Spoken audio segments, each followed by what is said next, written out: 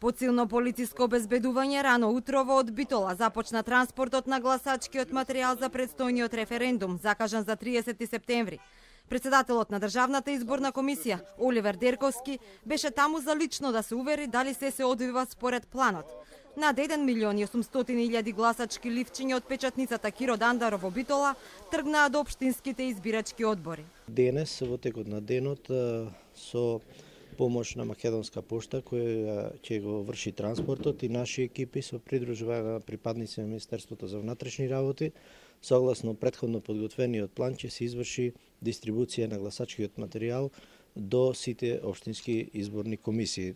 Право на глас на предстојниот референдум имаат 1.006.336 гласачи на 3.480 избирачки места во државата.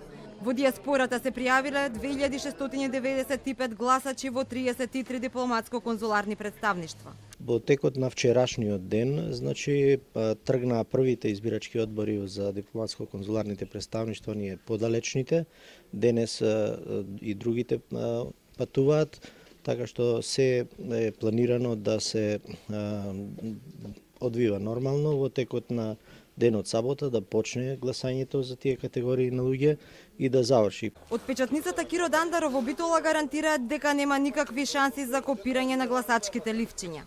Ливчињата се испечатени со висок квалитет, некаде околу 19-20 заштити, со никакви можности за копирање. Значи целокупниот материјал, сем гласачки ливчиња, паравани, избирачки списоци и сите можни записници кои постојат.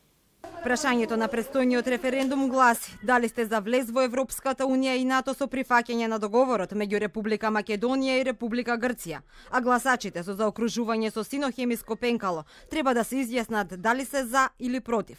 Гласањето на 30 септември почнува во 7 часот наутро и завршува во 19 часот.